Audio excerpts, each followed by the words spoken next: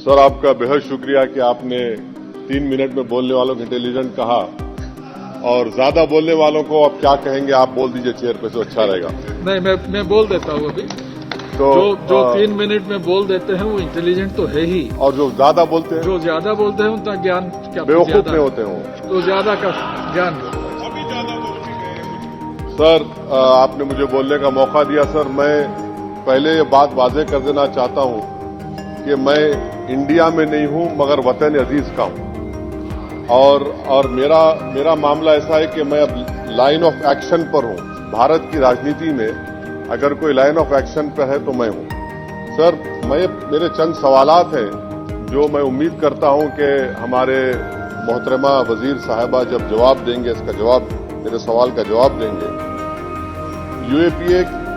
UPA में GDP growth था 6.8 average.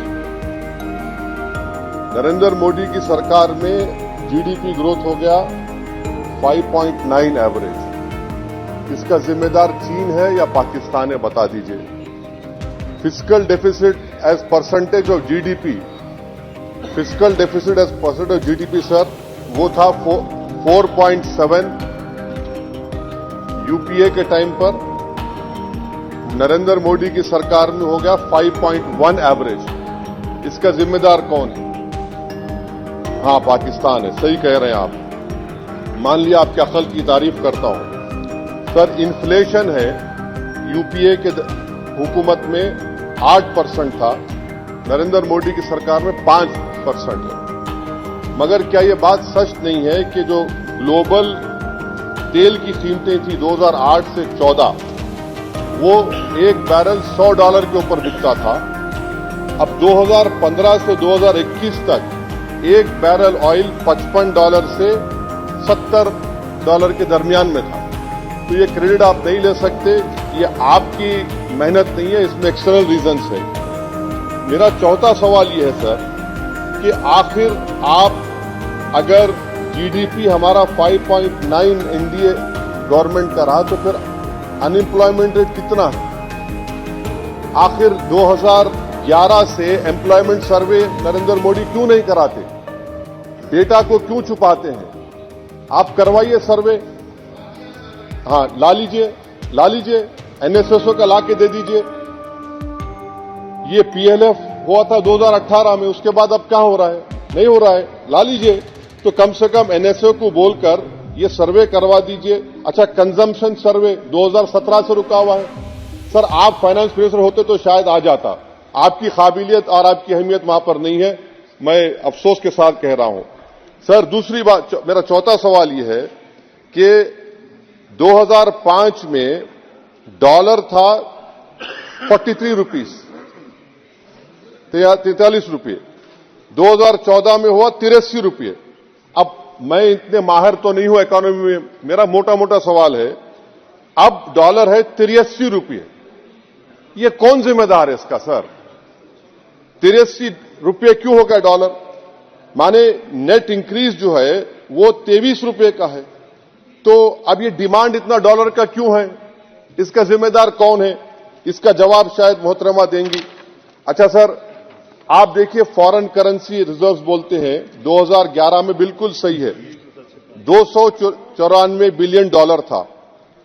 2013 तक वो 256 बिलियन हो गया। अब मैं व्हाइट पेपर आप पढ़ेंगे, new channel open by RBI. Number क्या है भाई?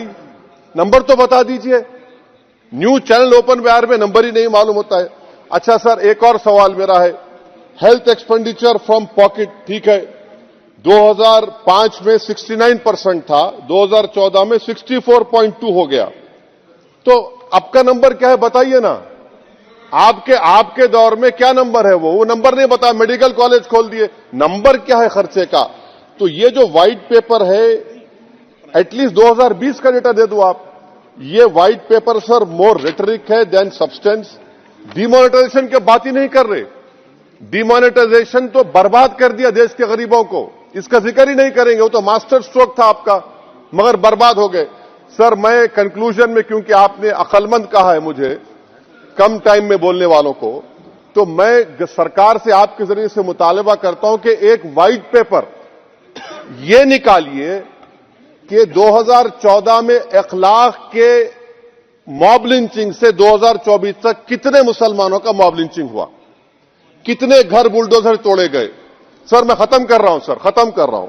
और साथ ही साथ आप एक व्हाइट पेपर जारी कर दीजिए कि चीन 2000 स्क्वायर किलोमीटर पर कब्जा करके बैठा है या नहीं है, डेप्सांग डेमचौक हमारे पास है या नहीं है। और आखिर में यूपीए के वक्त में माइनॉरिटीज बजट में फ्री कोचिंग था, आपने बंद कर दिया।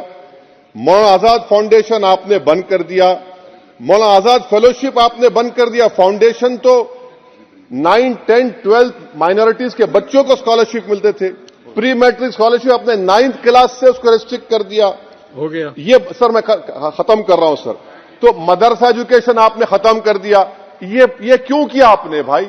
हद तो ये होगी कि आपके पास 2014 में एक मुस्लिम वजीर था, अब तो एक भी नहीं है, एक भी नहीं है।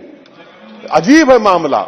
अब आप देख लीजिए तो ये बातें हैं सर। और फिर सर ये व्हाइट पेपर में आप देखिए सर, ये व्हाइट पेपर में बिजनेस स्टैंडर्ड का एक आर्टिकल का जिक्र है मिस्टर शंकराचार्य का।